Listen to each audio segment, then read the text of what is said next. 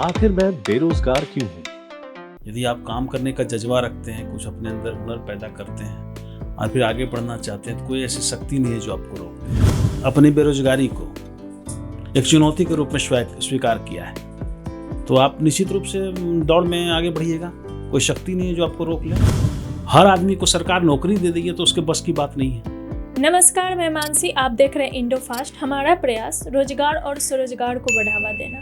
तो आइए, आज इस कड़ी में हमारे साथ जुड़ चुके हैं doctor Bhavani Shankar, MD homeopath. Sir, आपका बहुत बहुत स्वागत है इंडो फास्ट में। नमस्कार सर, सबसे पहला सवाल आपसे, क्योंकि बेरोजगारी तो सर स्टेट में ही नहीं पूरे देश में सबसे बड़ी समस्या है। तो सर, आप भी कभी न कभी स्टूडेंट रहे होंगे और अभी जो आपका सर क्लिनिक है, जांच घर है, होम्योपैथ का आशा होम्यो हॉल दुकान है आपका, तो सर इससे पहले आप भी तो कहीं न कहीं ये बेरोजगारी का जो होता है वो कुछ ऐसा झेले हैं क्या? देखिए, बेरोजगारी समस्या तब है जब आपके पास हुनर नहीं है और जज्बा नहीं है काम करने का। यदि आप काम करने का जज्बा रखते हैं, कुछ अपने अंदर हुनर पैदा करते हैं और फिर आगे बढ़ना चाहते हैं, तो कोई ऐसी शक्ति नहीं है जो आपको रोक दे। आप तो रोजगार प्राप्त करेंगे ही, और कुछ लोगों को 10, 20, 50, 100 की संख्या में आप रोजगार देंगे भी। जैसे मैं भी कभी बेरोजगार हुआ करता था। हमारे पिताजी किसान थे, हमारी घर के हालात अच्छे नहीं थे, हम लोग को पढ़ाई लिखाई में भी काफ़ी परेशानी हुआ। तो हमने सोचा कि खुद से आगे बढ़ना है। कोई सपोर्ट नहीं है, कोई बैकबोन नहीं है मेरा, कोई गॉडफादर नहीं है जो आगे बढ़ा सके। तो हम पटना में एक टूटी हुई टैची लेकर आए थे 1999 में। आज आप देख सर, आप रहने वाले कहाँ के हैं?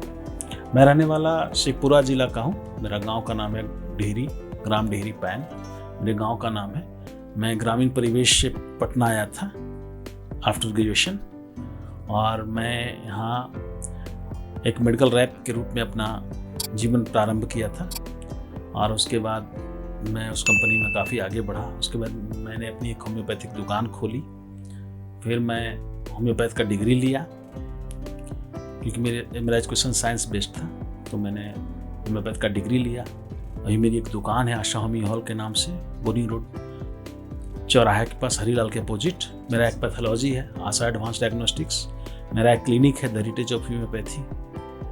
तो मैं तो खुद इस चीज़ को देखा हूँ कि मैं क्या कमाता था 99 में। 4,000 5,000 की सैलरी मेरी थी।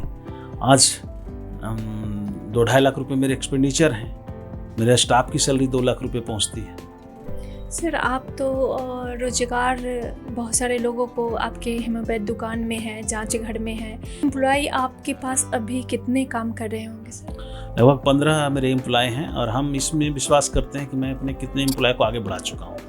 वो मेरा सपोर्ट लेके, कभी कितने लोग अभी दूसरी जगह नौकरी कर रहे हैं, आए और उनको कुछ प्रॉब्लम था, मैंने अपने यहाँ रखा, उनको सपोर्ट दिया। आज कोई कहीं नौकरी कर रहा है, मेरा स्टाफ अच्छे मुकाम पे है। सर, आप अपने लाइफ में स्ट्रगल जो किए हैं, तो जो आपके पास काम के लिए आते हैं, जो बेरोजगार आते हैं, उसको सपोर्ट कर रहे हैं, तो सर बीमारी और बेरोजगारी, इस दोनों को सर आप अपने नज़रिए से कैसे देखते हैं? देखिए, अगर बेरोजगारी को आपने अपना सरदर्द बना लिया है, तब तो आप मानसिक अवसाद में जाएंगे, डिप्रेशन होगा ही। लेकिन आपने अपनी बेरोजगारी को एक चुनौती के रूप में स्वीकार किया है, तो आप निश्चित रूप से दौड़ में आगे बढ़िएगा।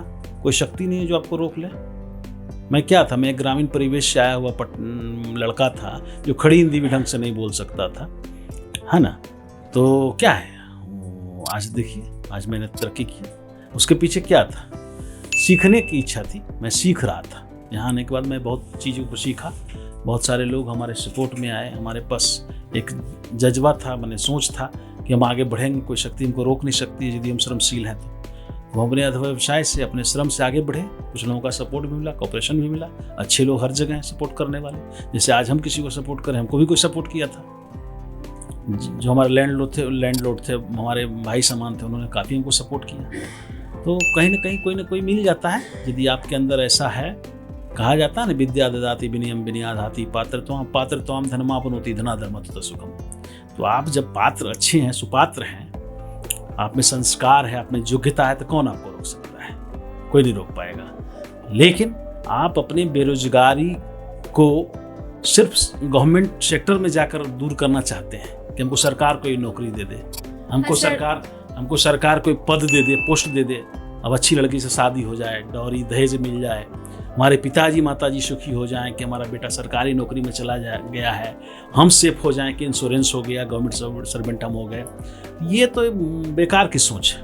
हर आदमी को सरकार नौकरी दे देगी तो उसके बस की बात नहीं है। आप खुद सृजन करो ना, आप सृजक बनो। आप किसी का मुंह क्यों देखना चाहते हैं? आप नौकर क्यों बनना चाहते हैं सरकार का? आप नौकरी कीजिए ना। मैं आज मैं 6 लाख रुपए इनकम टैक्स पे करता हूँ गवर्नमेंट को, 1 लाख रुपया सेल टैक्स पे करता हूँ, नहीं तो 7 लाख रुपया कमा कर गवर्नमेंट को दे रहा हूँ। अब मैं 7 लाख गवर्नमेंट से लेता नौकरी करके तो क्या होता? साथ ही कितने लोगों को आपने रोजगार भी दिया है। हाँ, तो ये है ना कि आप सृजक बनिए। आप जो है सो याचक बने हुए हैं। सृजक बनने के बदले आप याचना कर रहे हैं कि हमको कोई नौकरी दे दे, हमको कोई नौकरी दे दे, हम ग्रेजुएट हैं, हम पोस्ट ग्रेजुएट हैं। अरे आप ग्रेजुएट हैं, आप पोस्ट ग्रेजुएट हैं, तो आप अपने पोस्ट ग्रेजुएट को खटवाइए अपने यहाँ, आप ऐसा कुछ कीजिए। तो हर कोई नौकरी खोजता है, कहता है कि एम्प्लॉयमेंट है, मोदी जी दोषी है, नीतीश जी दोषी है। तो ये कहने से थोड़ी होगा। हाँ सर, युवा वर्ग और गार्जियन को कभी दोष देते हैं, कभी गवर्नमेंट को दोष देते हैं। तो सर, हमारे युवाओं को जो बेरोजगार है, जो एकदम डिप्रेशन में चले जाते हैं, फ्रस्ट्रेशन में आ जाते हैं, उनको सर आप क्या अपनी तरफ से कुछ कहना चाहेंगे? मेरा कहना ये है कि शारीरिक चुस्ती फुर्ती बनाए रखिए और अपने व्यवसाय से, अपने मेहनत से, अपने लगन से आप अपना मुकाम हासिल कीजिए। आपका कोई गॉडफादर नहीं है, आप अकेले हैं मझधार में। और जो थपेड़ा है समय का, जो थपेड़ा, उसके प्रतिकूल आप चलिए, हवा के प्रतिकूल। अगर आप में दम होगा तो ज़रूर आप सक्सेस करेंगे, और जब आप सक्सेस करेंगे तो और दूसरे को भी देखकर बल मिलेगा, मदद मिलेगा। आप ऐसा कुछ कीजिए, ना कि आप रोजगार ढूंढते फिरिए कि कहाँ हमको जैसो जमा हुआ मलाई मिल जाए खाने को। सर, बिहार में एक तो गार्जियन का भी माइंडसेट है गवर्नमेंट जॉब को लेकर, और दूसरा स्टूडेंट भी। स्किन एकदम डल हो जाता है, एज ज़्यादा हो जाता है, लेकिन फिर भी वो तैयारी में ही लगे रहते हैं। उस पर सर आप क्या कहना चाहेंगे? इसका सबसे बड़ा रीज़न है कि बिहार में जो माइंडसेट है युवाओं का, वो है कि हमको गवर्नमेंट जॉब मिल जाए, किसी भी उम्र में तो अच्छी लड़की मिल जाएगी, अच्छा डॉरी मिल जाएगा, हमारा लाइफ सेट हो जाएगा। वो कभी संघर्ष की ओर जाना ही नहीं चाहते हैं। इसके लिए वो रात दिन अपने को घसीटते रहते हैं, और उसके कारण जॉब, गवर्नमेंट के पास तो जॉब का एक लिमिट है, कितने को रोजगार मिलेगा। तो इसके कारण वो आफ्टर, जब उनका उम्र ढलान पे आ जाता है तो डिप्रेशन में चले जाते हैं, स्ट्रेस में चले जाते हैं। तो आपको संघर्ष करना है, रास्ता आपको चुनना है कि हमारे पास संसाधन सरकार के पास इतना है नहीं कि वो हर अनएम्प्लॉय को जो है सो रोजगार दे सके। तो आपको देखना है कि उसी में हमको संघर्ष करना है, अपना मुकाम हासिल करना है। तो कौन सा रास्ता है जिस पर हम आगे बढ़ सकते हैं, कौन सा ऐसा चीज़ है जिसमें हमारा पास हुनर है, उसको ले, और माइंडसेट को चेंज करना है, अपने को पॉजिटिव रखना है, आगे बढ़ना है। सर, आप तो काफ़ी फेमस है। आप हेमोपैथ के इलाज में अब आप रूरल एरिया, गांव के तरफ भी आपकी चर्चाएं होने लगी है। दूर दूर से लोग आते हैं। जहाँ तक हमसे भी कुछ लोग पूछते हैं कि डॉक्टर भवानी शंकर का एड्रेस बताइए। तो सर, हेमोपैथ का जो इलाज होता है, एक तो आयुर्वेद हुआ जड़ी बूटी से, और दूसरा हेमोपैथ का। तो सर, हेमोपैथ का इलाज जो होता है वो बीमारी को जड़ से सुनते हैं कि ख़त्म करता है। तो इस पे सर आप कुछ बताइए, क्योंकि हम लोग को भी उतना नॉलेज नहीं है। होम्योपैथ जो है सो आपके सेंस ऑर्गन को रीड करता है। आपके अंदर जितनी भी विभिन्नताएं हैं उनमें हम एक रूपता लाते हैं, और उसमें सिम्टम्स को खोजते हैं कि सबसे मेजर जो सिम्टम्स हैं किसी खास डिजीज में वो कौन से हैं। और हर पेशेंट डॉक्टर के लिए इंडिविजुअल है, एक ही दवा एक ही बीमारी में नहीं दिया जा सकता है, वो हर पेशेंट के लिए अलग अलग होता है। और उसको सेलेक्ट करने के लिए आपके सिम्टम्स लिए जाते हैं, मेंटल, फिजिकल और सेंस ऑर्गन के सिम्टम्स, और उनका जो है सो ये किया जाता है कि उनमें से सबसे मेजर सिम्टम्स ब्रेन का क्या आ रहा है, माइंड का क्या आ रहा है, स्किन का क्या आ रहा है, सेंस ऑर्गन का क्या आ रहा है। उसके बाद उसमें मेजर सिम्टम्स के हिसाब से दवाएं सिलेक्ट होती हैं, और दवा भी जो होती हैं वो सिम्टम्स के अनुकूल होती हैं, उनके भी लक्षण समान होने चाहिए उस सिम्टम्स से। हाँ, और तब वो दवा सिलेक्ट किया जाता है। फिर 2-3-4 दवाएं उसमें से हम चुनते हैं, उनको रिपर्टराइज करते हैं कि सबसे मेजर मेडिसिन कौन है इनके लिए प्रॉपर, जिनका सिम्टम्स ज़्यादा मिल रहा है एक दूसरे में, बीमार में और दवा में सिम्टम्स कैसे मिल रहे हैं। जो दवा होता है उसका ड्रग प्रूविंग होता है, ड्रग प्रूविंग एक ह्यूमन बीइंग पे होता है, और उस समय जो सिम्टम्स आते हैं वो मटेरिया मेडिका में संकलित हैं। उस सिम्टम्स को हम मिलाते हैं पेशेंट से, तब पता चलता है कि कौन सा दवा इनके लिए सही है, कौन सा सिम्टम्स मेडिसिन जो बता रहा है वो इनमें मौजूद है। और मेजर सिम्टम्स मिलाने के बाद रिपर्टराइजेशन कंप्लीट होता है, तब हम एक निश्चित औषधि पे पहुंचते हैं कि ये दवा इनके लिए सही है। ये होता है जब आप किसी चैम्बर में बैठकर डॉक्टर के पास, किसी सिद्धस्थ एक्सपर्ट डॉक्टर के पास बैठते हैं, तो वो सारी चीज़ों को रीड करके और एक दवा आपके लिए चुनता है जो आपको क्योर करता है। सर लास्ट सवाल आपसे एक कि सर पुराना से पुराना बीमारी को भी सुनते हैं कि जैसा कि आपसे बेहतर सर कौन बता सकता है कि पुराना से पुराना बीमारी भी होम्योपैथ के इलाज में जाने के बाद जड़ से खत्म हो जाता है, क्या ये सही है?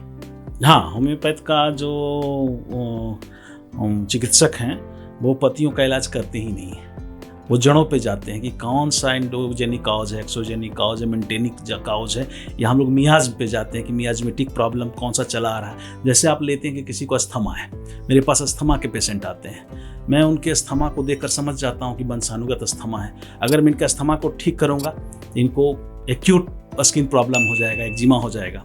अगर मैं एक्जिमा को ठीक करूँगा तो इनको फिर वो एक्जिमा तुरंत रिस्पायरेटरी ट्रैक्ट में पहुँच जाएगा, फिर इनको अस्थमा उखड़ जाएगा।